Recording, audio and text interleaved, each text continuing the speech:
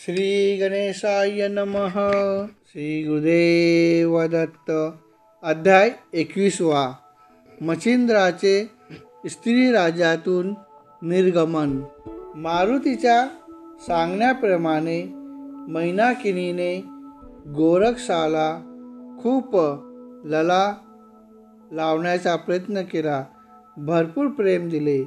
आई मुलाचे करते तसे ती त्याचे मायेने लाड करीत असे, पण तो तिच्या लाडामुळे भोगांकडे वळत नसे. तो भोग सुख सोडून होता. वेळ व संधी सापडताच तो मच्छिंद्राला तेथून निघण्यासाठी सारखा प्रयत्न करीत असे. तो निघण्यासाठी उत्कृष्ट करी आणि मच्छिंद्रही त्याला मी येथून हा देश सोडून तुझ्याबरोबर येतो असा सांगत असे. गोरक्षनाथ त्याच्या मागेच लागला होता की गुरु महाराज चला, आपल्याला इथून जायचे आहे, चला म्हणून. व मच्छिंद्र हो निघूया करत असे. एका दिवशी मैनाकिनी गोरक्षाला म्हणू लागली, गोरक्षा, तू व मीननाथ मिळून आता हे राज्य सांभाळावे. आम्ही अबला तुझ्या आश्रयाने राहू. अन्न वस्त्र मिळाले तरी पुरे. राज्य तूच कर. मीननाथाला पण सांभाळ.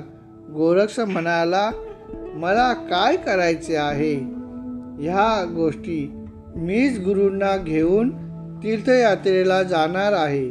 मैनाकिनी म्हणाली, निदान 6 महिने तरी राहा, मग पाडवा आला की तुम्ही जा.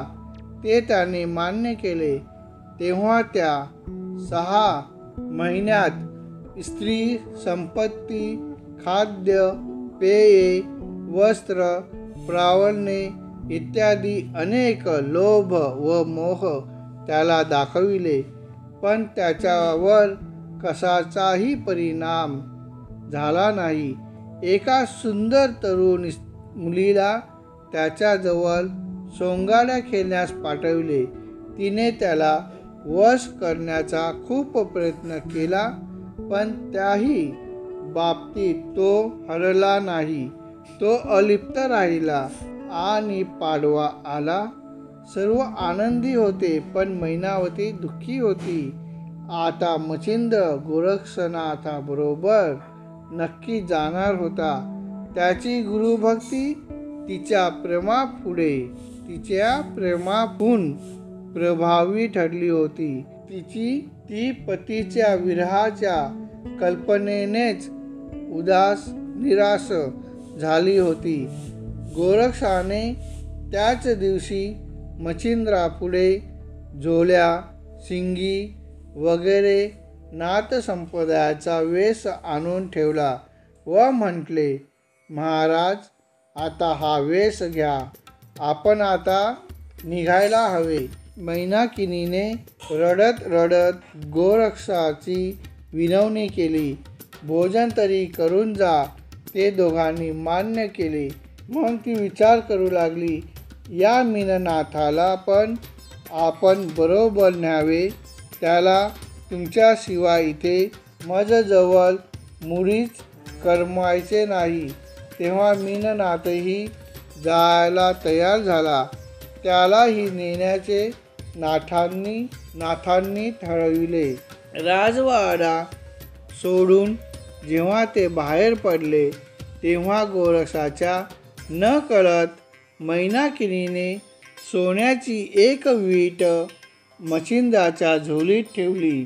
वाटेत संकटकाली ती उपयोगी पडेल असा तिचा विचार होता. गावातील स्त्रियांना टाळून गोरक्ष निघाला. गोरक्षाच्या विनवण्या करीत मैनाकिनी त्याच्या मागोमाग निघाली. पती व पुत्र यांना ती जास्तीत जास्त वेळ डोळ्यांत जणू साठवित होती. तेव्हा तिचा शोक आवरला जावा म्हणून गोरक्ष त्वरेने निघाला. तो मच्छिंद्राला म्हणाला, गुरु महाराज, लवकरात लवकर या. जंजाळातून तुम्ही बाहेर पडा. तो मैनाकिनीला म्हणाला, येथे उपरिचर वसू येतील तोपर्यंत वाट पहा. ते तुझी येथून मुक्तता करतील. ते तिघे नंतर सीमेपलीकडे गेले. त्यावेळी गोरक्षाच्या मनात आले, ज्या गुरूंनी शिष्याला मायामोहातून सोडविले ते स्वतःच मायेत गुंतले. मारुतीच्या मैत्रीखातर यांच्या विरक्त जीवनाला हा संसाराचा उपसर्ग लागला. गोरक्षाने गुरूंना मोहातून सोडविले, बाहेर काढले. धन्य तो शिष्य, धन्य ती गुरुभक्ती. तिकडे मैनाकिनी आक्रोश करू लागली.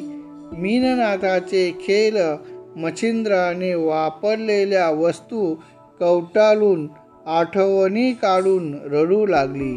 त्यावेळी उपरिचर वसू अंतरिक्षातून विमानाने जात होते. त्यांनी तिचे रडणे ऐकले. तेव्हा त्यांनी विमान खाली उतरविले. तो मैनाकिनीला म्हणाला, तुझी शाप मुक्तता झाली आहे. आता मी तुला सिंहद्वीपावर परत न्यायला आलो आहे. मैनाकिनी चकित झाली. तिला आपण मैनाकिनी नसून पद्मिनी आहोत व शापामुळे इथे आलो या गोष्टीचे स्मरण नव्हते. फलश्रुती. या 21व्या अध्यायाच्या पठनाने गतजन्मीच्या गोहत्येचे पाप नष्ट होईल व वाचक तपोलोकात जाऊ शकेल. गुरुदेव दत्त. हरिओम तत्सत.